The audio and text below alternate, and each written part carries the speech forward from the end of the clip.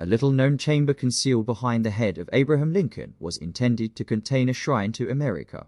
On Halloween in 1941, the 14-year effort to carve the enormous profiles of four American Presidents George Washington, Thomas Jefferson, Abraham Lincoln, and Theodore Roosevelt into the southeastern face of Mount Rushmore was finally completed.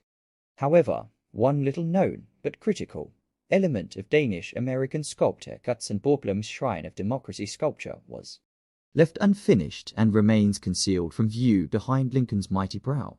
Carved into the solid granite wall of a small canyon running right behind the presidential lineup is an 18-foot tall doorway that resembles the entrance to an ancient tomb of an Egyptian pharaoh.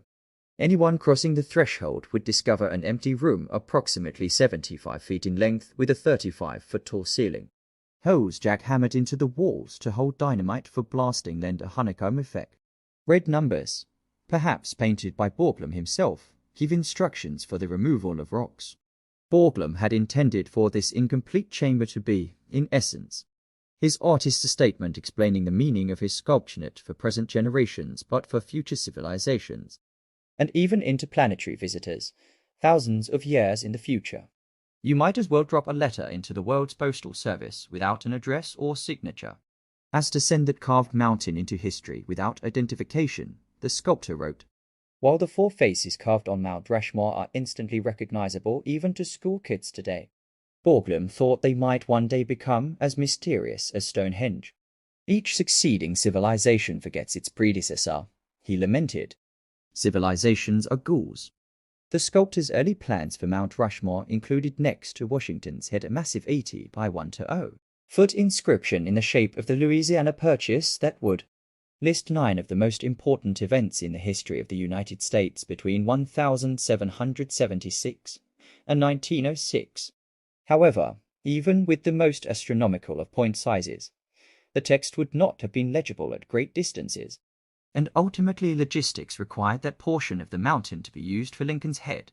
Borglum abandoned the inscription and instead drew up plans to build a repository deep within the mountain that would hold some of America's most treasured artifacts and documents, such as the Declaration of Independence.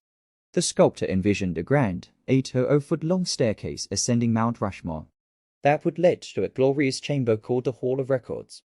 Into this room the records of what our people aspired to and what they accomplished should be collected, Borglum wrote, and on the walls of this room should be cut the literal record of conception of our republic, its successful creation, the record of its westward movement to the Pacific, its presidents, how the memorial was built, and frankly why.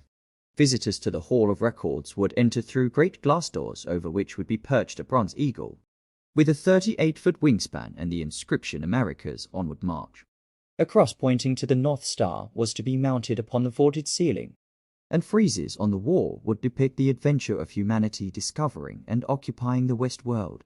An inscription written by John Edward Bradley, who won a national contest sponsored by the Hearst newspapers, would detail the history of the country from its founding through the construction of the Panama Canal. Bronze and glass cabinets in the recesses of the 80 by 100-foot chamber would hold documents such as the U.S.N. Constitution. There would be busts of more than 20 prominent Americans, ranging from Benjamin Franklin and John Hancock to Alexander Graham Bell and the Wright brothers. In July 1938, workers began to cut into the rock on the north wall of a small canyon, concealed by the presidential faces, to build Borglum's American Shrine. However, a year into the construction, the federal government, which covered nearly all the cost of constructing the monument, tightened the purse strings and ordered Borglum to stop work on the Hall of Records and focus his full efforts on completing the presidential profiles. 7 months after the 73-year-old sculptor died in March 1941, Borglum's son Lincoln led the effort to finish the carving of the 4 presidents. The Mount Rushmore National Monument was deemed to be complete, although Borglum's ultimate plan in the Hall of Records remained unfinished. Borglum's hopes for the Hall of Records were at least partially fulfilled on August 9, 1998, when 4 generations of his family gathered in the incomplete chamber as 16 porcelain enamel panels were added to the site. The panels were inscribed with the words of documents such as the Declaration of Independence, biographies of the sculptor and his presidential subjects, and histories of the memorial's construction and the United States.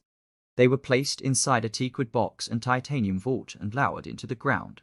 The site was then covered by a 1-to-0 black granite capstone, inscribed with a quote from Borglum delivered at the 1930 dedication of the carving of Washington.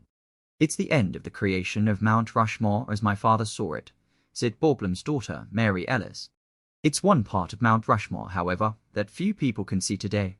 Due to safety and security concerns, visitors are prohibited from scaling the mountain to view the Hall of Records.